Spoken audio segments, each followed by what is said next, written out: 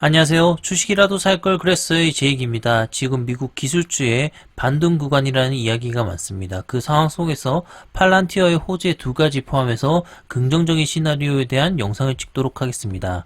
그리고 보시는 것처럼 여러 언론에서 팔란티어를 주목하고 있습니다. 이러한 것들의 신호는 팔란티어의 반등의 시작점인 것 같습니다. 영상을 끝까지 보시면 팔란티어에 대한 매수 판단이 설 것이라고 확신합니다. 구독과 좋아요는 저에게 큰 힘이 됩니다. 꼭 부탁드리겠습니다. 첫 번째 소식입니다. 바이든 정부와의 티키타카라는 키워드를 잡았습니다. 신규 사업을 수주한 현황들을 말씀드리고요. 향후 어떤 부분이 긍정적이지에 대해서 말씀드리겠습니다. 첫 번째 뉴스입니다. 미국 DOE 사업을 수주했다는 것이 4월 1일 언론을 통해서 전해졌습니다. DOE는 미국 원자력 사업 부분 정부 기관이라고 하는데요. 여기서 거의 9천만 달러 규모의 신규 사업을 수주했습니다. 소프트웨어 라이센스 사업이라고 되어 있는데요. 이 계약은 2026년까지의 장기간의 계약이므로 팔란티어의 특성상 되게 장기간의 계약을 통해서 안정적인 수익을 확보할 수 있을 것 같습니다. 그 외에도 정부와의 이런 것들이 새로운 시작점이 아니겠느냐라는 생각입니다. 기존 트럼프 정부와의 여러 가지 계약들이 추가됐었는데 이 바이든 정부와의 연결고리에 대해서도 많은 부분들이 궁금했습니다. 하나의 연결고리 찾아보면 국가정보국장이라고 하는 이분이 예전에 팔란티어에 대한 컨설팅을 했었던 이력이 있다고 합니다. 그래서 바이든 행정부는 군사 비용을 줄이고 세련되고 효율적인 군사 기기를 만들고 싶다는 것을 여러 번 분명히 했었는데요. 이 기조에 맞춰서 팔란티어의 신기술과 소프트웨어 기술이 이 바이든 정부와의 방향성이 맞들어지는 거 아니냐. 그리고 팔란티어를 컨설팅 하셨던 이분이 국가정보국장으로 있으므로 팔란티어와의 바이든 정부의 티키타카가 어느 정도 이루어질 것이라고 예상이 되는데요. 정리를 해보면 정부 수주 산업의 견고화된 시나리오가 흘러갈 것이라고 생각합니다. 이 연매출 성장률 73%를 기록하고 있는 고단 플랫폼이 정부 수주 산업의 핵심인데 이런 것들이 더 확장이 되지 않을까 싶은데요. 2020년도 3분기에 여러 가지 정부 계약 수주를 했고 앞서 말씀드린 DOE와의 사업 수주를 통해서 더 확장되지 않을까 생각을 합니다. 그래서 이러한 바이든 정부의 티키타카를 통해서 계약 하나하나가 경제적 해자로서 장기적인 안정적인 수익을 확보하는데 큰 도움이 될 것이라고 생각합니다. 두 번째입니다. 두 번째는 고부가 가치의 비즈니스 모델과 대거 클라이언트의 확장을 말씀드리겠습니다. 이 이익률이 높고 장기간의 비즈니스를 끌고 가는데 일부 암초도 있지만 이 부분의 이슈도 한번 다뤄보도록 하겠습니다. 2020년도 말에 두 번의 대규모 거래를 수주했습니다. 첫 번째는 미 육군과의 계약을 통해서 되게 장기간의 계약을 체결했고요. 두 번째는 영국 국민보건 NHS와 기업 연장을 하면서 대규모 계약을 수주를 했습니다. 비즈니스를 성장하고 있고 여러 기관과 그 미국뿐만 아니라 다른 국가와의 비즈니스 체결을 통해서 규모를 확장을 하고 있는데요. 보시는 것처럼 20년도 4분기 매출은 전년 대비 40% 증가했고요. 2021년도 1분기 지금 실적 시즌인데요. 전년 대비 45%나 성장할 것을 예상하고 있습니다.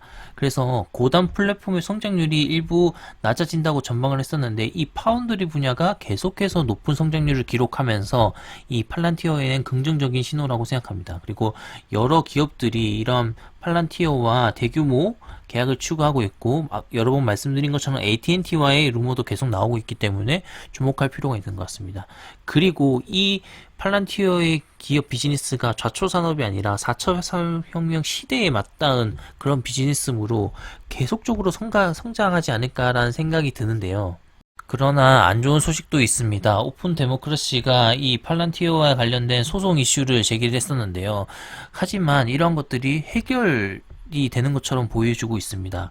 NHS는 항상 합법적으로 행동했고 이러한 사건을 기각했다라고 이야기하고 있습니다. 그래서 이 팔란티어의 분석을 통해서 유용한 통찰력 패턴 연결을 만들 수 있다라고 NHS가 옹호를 하고 있고요. 그래서 NHS는 이 오픈 데모크라시가 소송을 철회했다고 이렇게 뉴스로 밝혔습니다. 그렇기 때문에 이 소송 이슈는 어느 정도 가라앉고 있기 때문에 이 팔란티어에게 또 하나의 호재가 될 것 같은데요. 이것이 해결되면서 다른 국가와 다른 기업가의 비즈니스는 더 성장하리라고 생각합니다.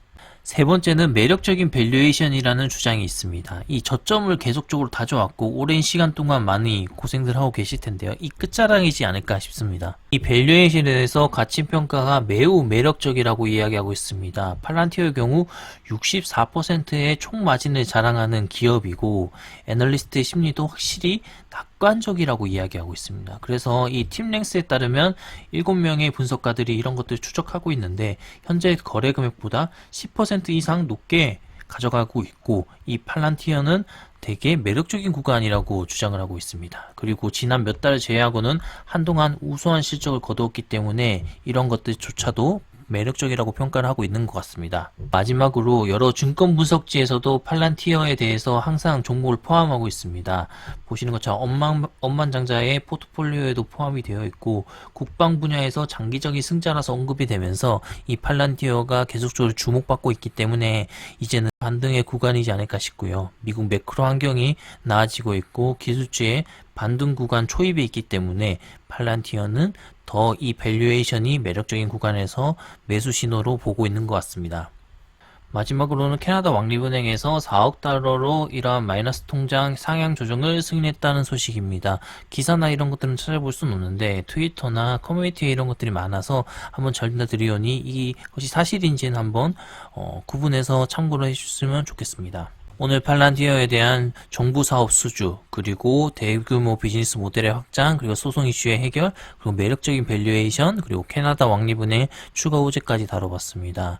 이 지금 미국의 기술주들이 반등의 초입이라고 보고 있는데요. 월요일 불장이 되기를 기대하면서 이 영상을 마치도록 하겠습니다. 감사합니다.